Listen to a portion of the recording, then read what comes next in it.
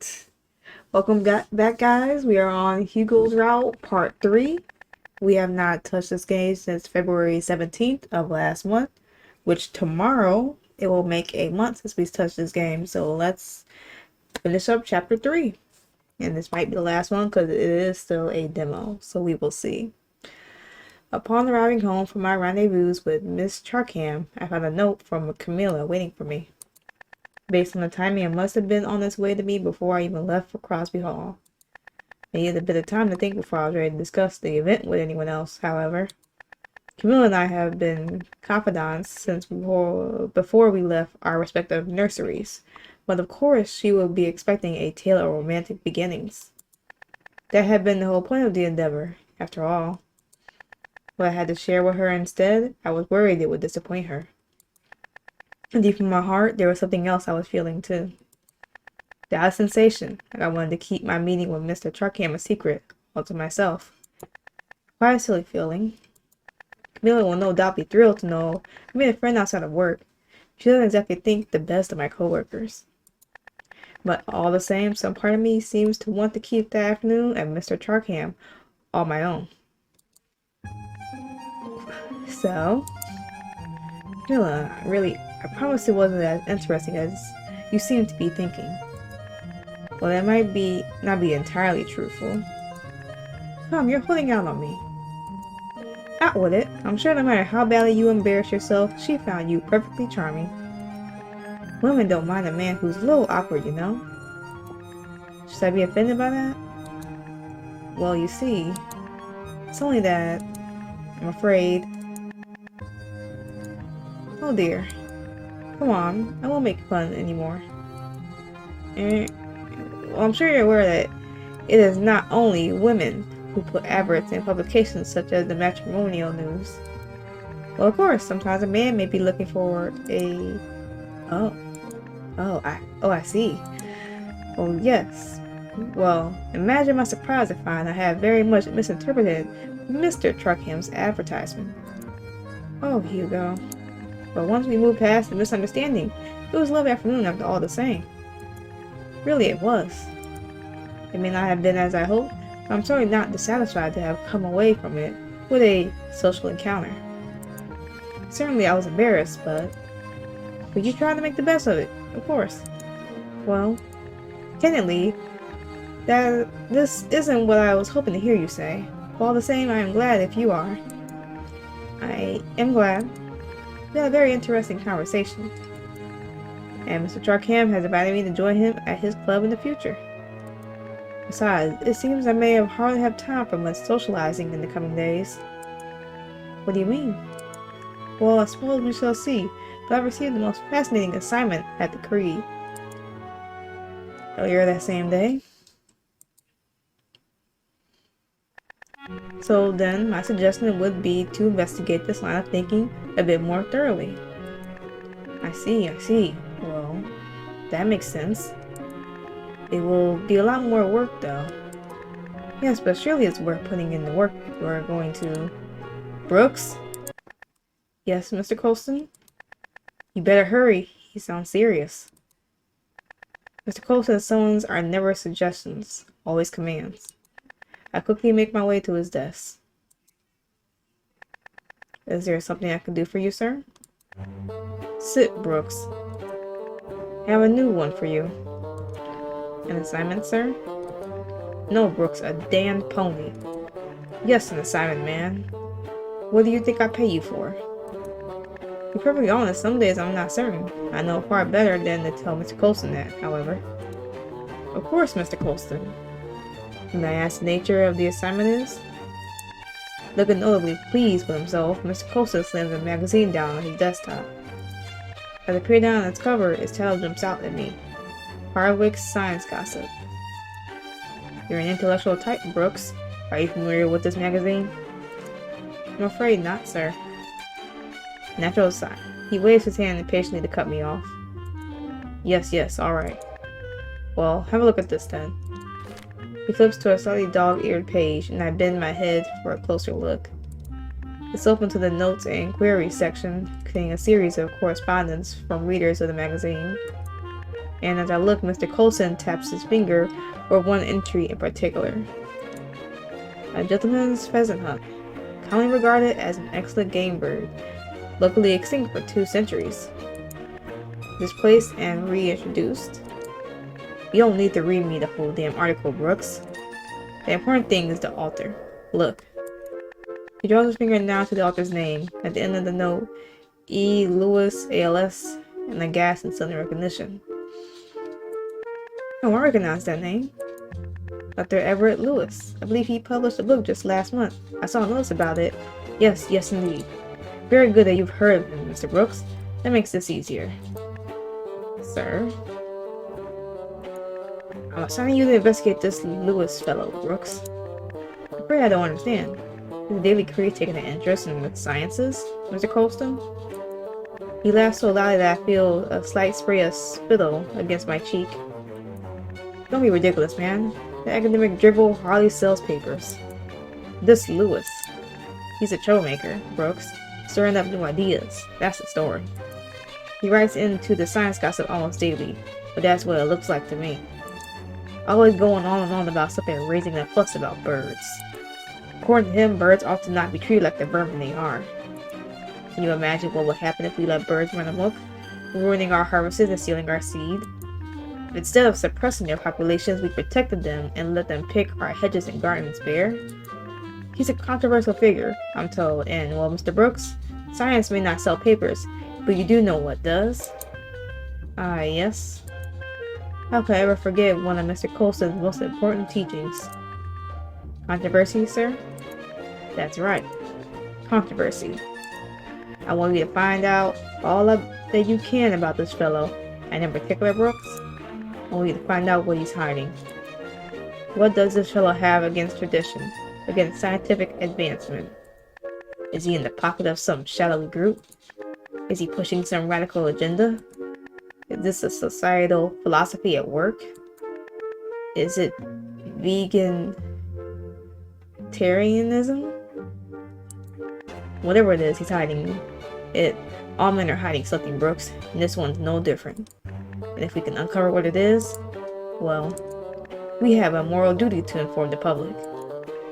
Oh, of course. Mr. Coulson picks the magazine up and thrusts it towards me with a gleam in his eye. We'll make a bestseller out of you yet, Brooks. Huh. Interesting. My goodness. I had no idea science was so exciting. To tell you the truth, I'm not entirely certain that it is. Following my conversation with him, I'm not sure if I really want so much excitement.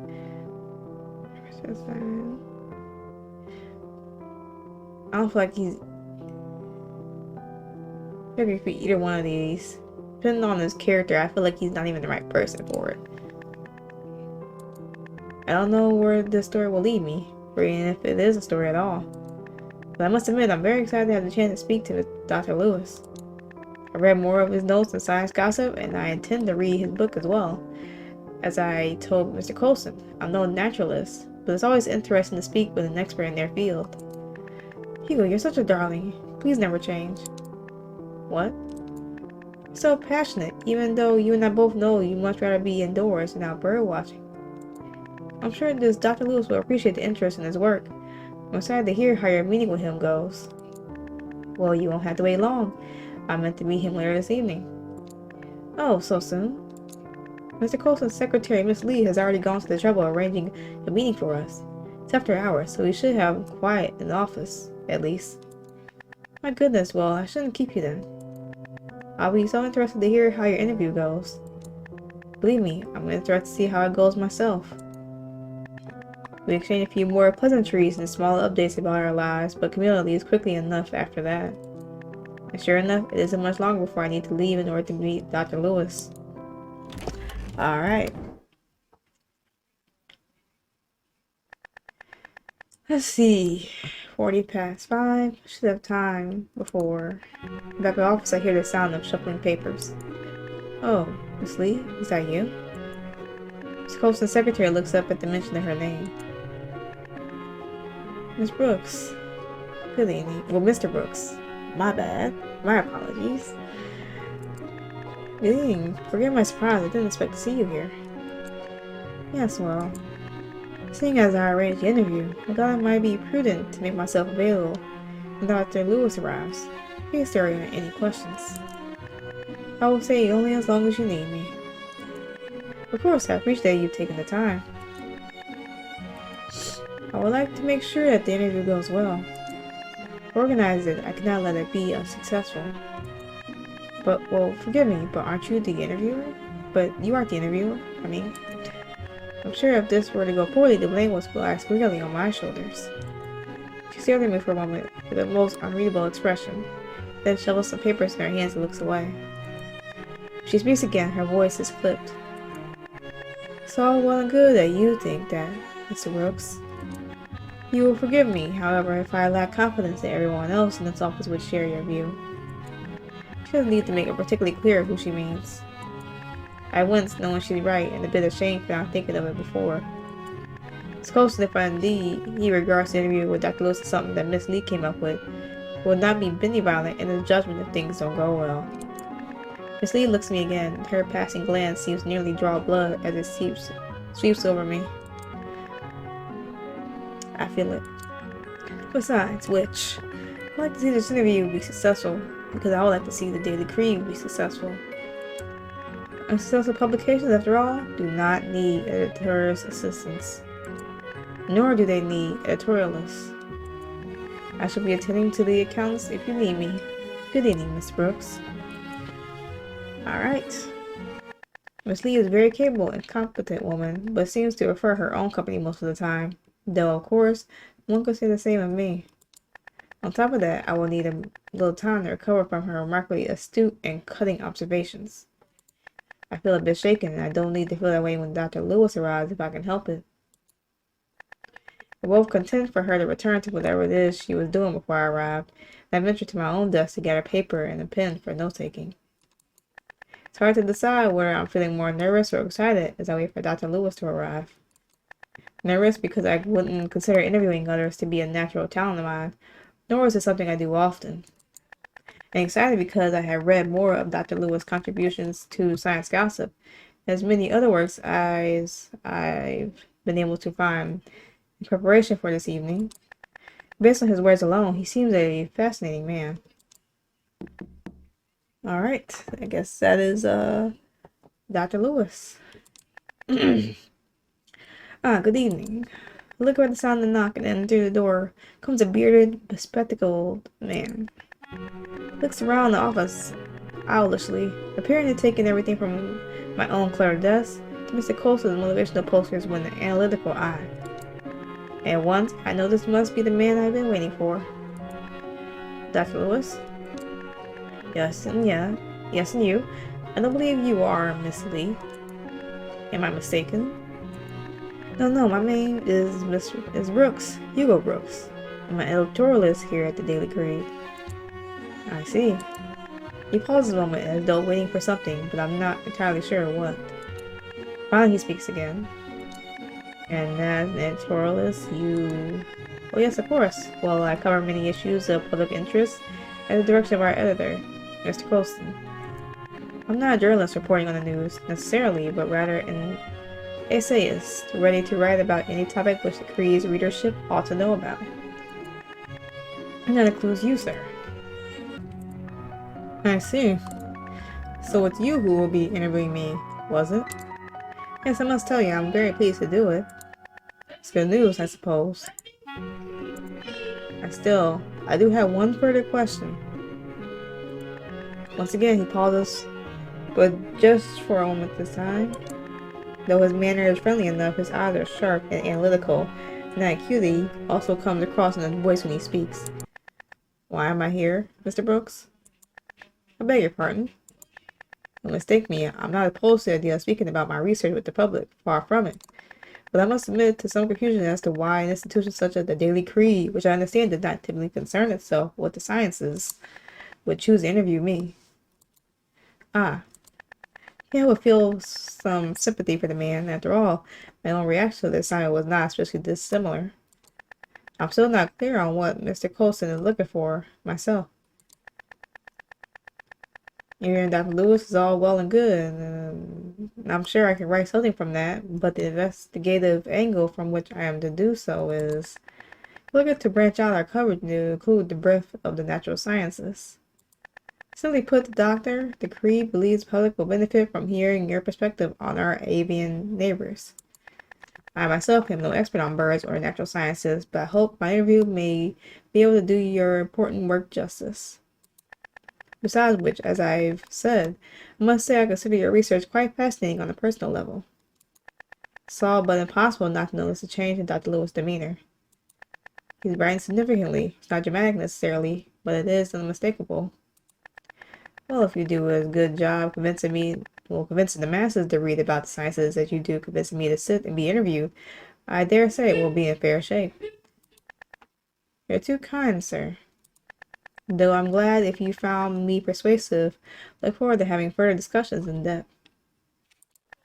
Your article in Science Gossip on pheasants, I admit I'm no huntsman myself, but I hardly realize the implications of their reintroduction to the country. Dr. Lewis freezes for just a moment in evident surprise. Good Lord. You actually have read my work.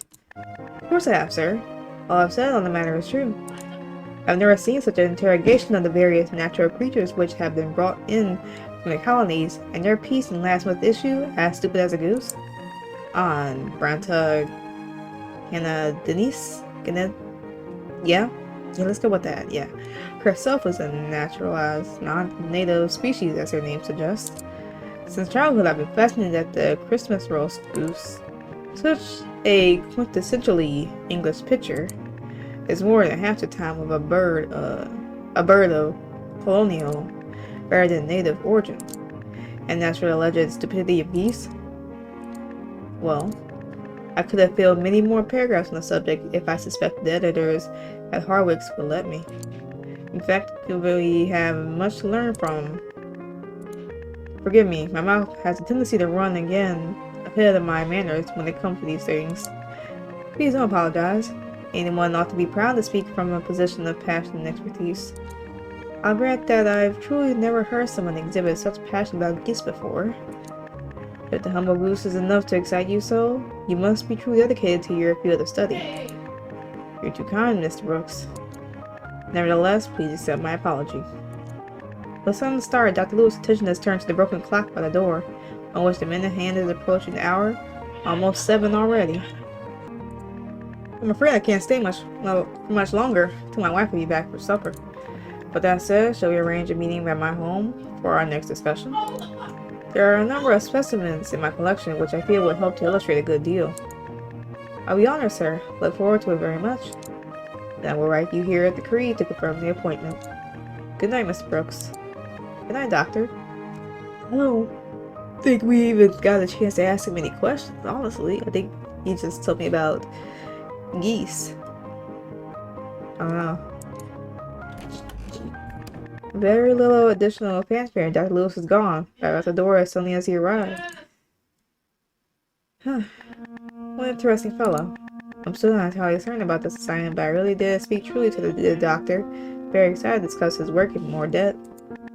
I rather wonder what exactly he meant by specimens. Live birds, perhaps? I may not know the man well, but I could certainly see him keeping an aviary. Leaving the office quite frankly quickly after that myself. As Dr. Lewis says, supper awaits, but so too does the opportunity for me to ponder our meeting. Certainly had no shortage of interesting individuals entering my life lately. It's no hardship, quite the contrary, but I must admit I find myself almost exhausted by all the excitement. For both my private life and my work to be the scenes of such upheaval and newness at the same time is rather unprecedented. While journaling is a practice that greatly helps me in organizing my thoughts, both my entries are brief. Tonight I feel I shall have very much the opposite problem. Words practically itch inside my brain as I sit down with my pen and journal. I find myself thinking that I may learn very much in the coming days from Dr. Lewis and, of course, Mr. Charkham through our acquaintance, if in quite different ways. From the desk of Hugo Brooks, Diary Composition, Current Events. I'll start by writing, let's see. We'll start from top to bottom. The initial meeting with Dr. Lewis went better than I had hoped. I'm still not altogether certain of this assignment, but I feel I will enjoy speaking to the man and learning more about his scientific expertise at the very least. Next part. While a part of me already mourns the seeming loss of the quiet, evidently rather solitary existence I have so long enjoyed, perhaps Camilla is right. Well, perhaps Camilla is right. No, we're not doing that one.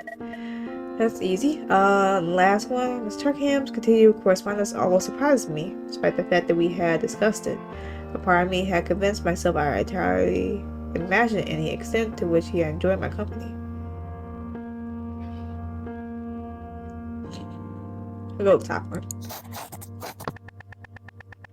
Forgive me if I don't sound like myself. I am still a little bit sick, mostly stuffed up. I can't really breathe through my nose at all, so I am taking breaks, pausing, and starting again to try and get to the recording. It's just my, I guess you could say, a spring cold, but you know, we're getting through it, so let's keep going. My ability to connect with Dr. Lewis over the subject of ornithology did give me some hope as to my ability to complete the assignment. It seems he and I are birds of a feather. I only hope Mr. Coulson will be satisfied with the eventual outcome. Never given much thought to geese or ducks, or birds of any kind, really. It's admirable that Dr. Lewis doesn't limit his interest in fowl to only those exotic creatures, brought in cages from the tropics or the far reaches of the world. Next should be, well, obviously not that. Obviously this one, yeah. And to go as far as to invite me to his club. The idea of me at the kind of club Mr. Charkham no doubt frequents is almost fantastical.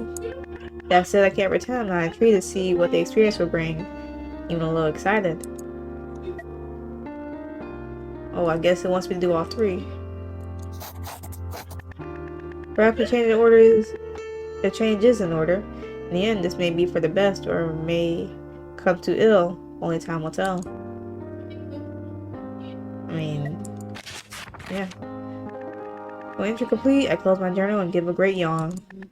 It's far too late to stay up contemplating these matters any further. With a sigh, I took the journal away and depart for bed.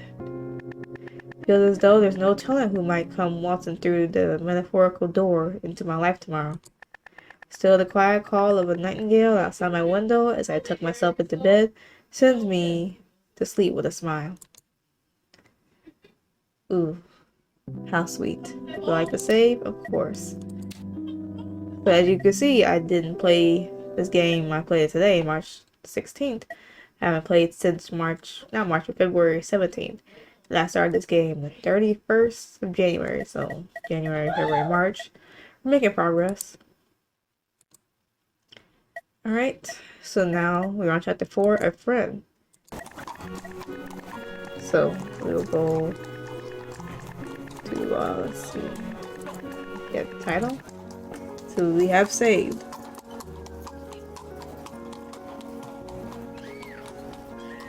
Okay, I was waiting for the stuff to play out and get back to the actual title sound. But yes, so this is Of Sense and Soul. We are now on to chapter 4, A Friend. This was chapter 3, Hugo, who's on the right, Seamus is on the left. We did Seamus' chapter in the previous one. This one was Hugo's, and next will be A Friend, which I'm assuming is Dr. Lewis. Or Seamus, or a bit of both.